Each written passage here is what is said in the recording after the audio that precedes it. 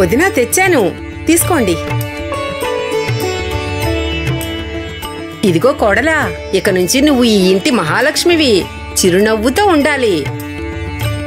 ఇలా చూడు, ఆ కుంచాన్ని కుడికాలి బొటన వేలుతో మెల్లగా నెట్టాలి.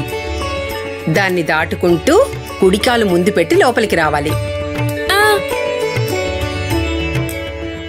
ఒక్క నిమిషం కాస్త ఆగండి.